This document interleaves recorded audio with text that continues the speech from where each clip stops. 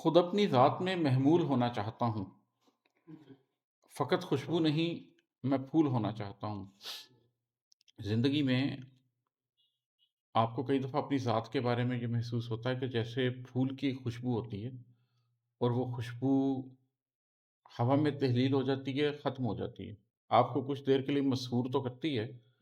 لیکن اس میں پائیداری نہیں ہوتی،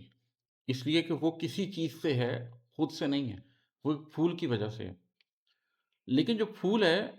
اس کے اندر خوشبو بسی ہوئی ہے، اس کے پتے پتے میں وہ خوشبو موجود ہے، اس کی ذات کا حصہ بن چکی ہے، وہ اس کے اندر قائم رہے گی، اور جب تک وہ پھول ہے تب تک وہ خوشبو اس کے اندر موجود رہے گی۔ تو اسی طرح آپ کو کبھی اپنی ذات کے بارے میں بھی یہ محسوس ہوتا ہے کہ آپ صرف یہ نہیں چاہتے کہ آپ کا ایک ظاہری اثر ہو۔ آج کل یہ دیکھیں نا، جیسے سوشل میڈیا کا زمانہ ہے، تو بہت سے لوگ اسی کی اگر مثال لے لیں تو وہ چاہتے ہیں کہ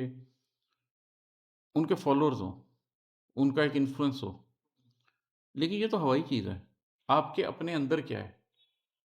آپ کے اپنے کانٹینٹ میں کیا ہے؟ اسی طریقے سے آپ کسی چیز سے دنیا کو متاثر کرنا چاہتے ہیں، وہ تو دنیا متاثر ہو رہی ہے، لیکن کیا وہ چیز آپ کے اپنے اندر بھی پائی جاتی ہے؟ تو ایک خواہش کبھی پیدا ہوتی ہے کہ آپ اپنی ذات کو ایسا کر لیں کہ آپ ایک پھول کی طرح ہو جائیں، جو سورس ہے خوشبو کا۔ آپ ایک ایسی چیز بن جائیں جس میں سے وہ خیر جو دنیا کو نظر آنی ہے، وہ اس کے اپنے اندر بس گئی ہو، دوسرے تک پہنچے یا نہ پہنچے یہ بات کی بات ہے، اس کے اپنے اندر ضرور ہوگی۔ پھول کی خوشبو سونگھنے والا کوئی نہیں بھی ہوگا تو اس نے پھول ہی رہنا ہے، اور اس خوشبو نے اس کے اپنے اندر ہی رہنا ہے۔ تو آپ کبھی اپنے بارے میں بھی محسوس کرتے ہیں یہی بات کہ میں خود اپنی ذات میں محمول ہونا چاہتا ہوں، اپنی ذات کے اندر شامل ہو جانا چاہتا ہوں، کیونکہ میں فقط خوشبو نہیں بلکہ پھول بننا چاہتا ہوں۔ سرے منزل پہنچ جانا حصول آرزو تھا، انہی راہوں کی اب تو دھول ہونا چاہتا ہوں۔ یہ مجھے زندگی میں محسوس ہوا جب میں نے اپنی لا علمی میں کچھ چیزوں کو منزل بنانے کا فیصلہ کیا کہ یہ میری منزل ہے، لیکن جب زندگی میں شعور آیا تو یہ بات پتہ چلی کہ جس کو میں منزل سمجھتا تھا وہ تو صرف ایک سنگ میل تھا۔ کبھی میں نے کوئی فائنینشیل منزل بنائی، کبھی میں نے کوئی سوشل منزل بنائی، کبھی میں نے علم کی دنیا میں کوئی منزل بنانے کی کوشش کی، کبھی میں نے اپنے جذبات کو قابو کرنے کے لیے کسی چیز کو منزل کے طور پر متعین کیا۔ لیکن جب آپ آگے بڑھتے ہیں تو سفر میں جتنا آگے بڑھیں اتنا ہی آپ کو احساس ہوتا ہے کہ میں تو کہیں بھی نہیں گیا، اور پھر آپ کو ایک خواہش پیدا ہوتی ہے کہ میں اب کسی منزل تک نہیں پہنچنا چاہتا، میں انہی راہوں کی دھول ہونا چاہتا ہوں۔ یہ جو سیلف ڈیولپمنٹ کی جرنی ہے، آگے سے آگے سے آگے بڑھنا، اس میں ہر مائل سٹون تک پہنچنا چاہتا ہوں، پھر اس سے اگلے مائل سٹون تک پہنچنا چاہتا ہوں، پھر اس سے اگلے مائل سٹون پر پہنچنا چاہتا ہوں۔ تو ایک وقت آتا ہے کہ منزل کی خواہش ختم ہو جاتی ہے، آپ کو پروسیس میں اتنی دلچسپی ہو جاتی ہے، سیلف ڈیولپمنٹ کا پروسیس، ترقی کا پروسیس، اپنی ذات کو ٹھیک کرنے کا پروسیس، کہ آپ اس پروسیس کی دھول ہو جانا چاہتے ہیں۔ دینی لحاظ سے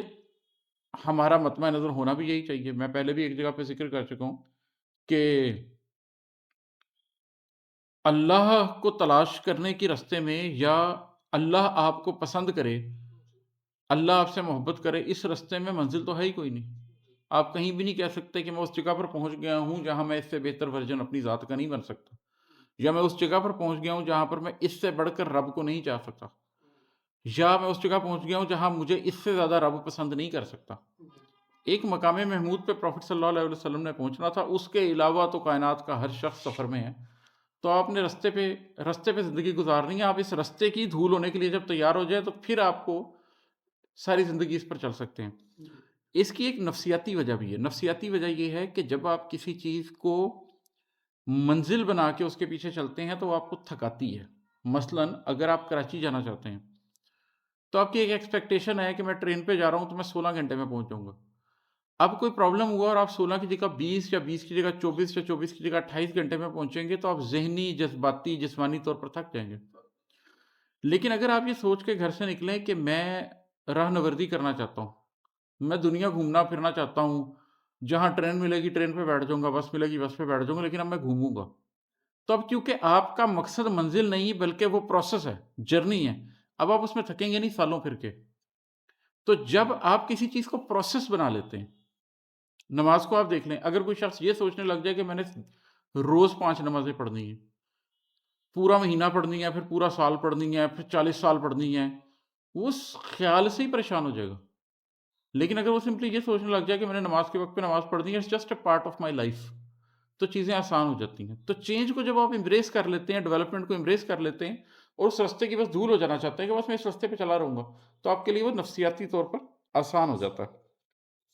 ایک اور شعر اسی غزل کا سنا دیتا ہوں۔ کوئی خواہش کسی خواہش سے کتنی مختلف ہے، کوئی خواہش کسی خواہش سے کتنی مختلف ہے، کبھی قائم کبھی مجہول ہونا چاہتا ہوں۔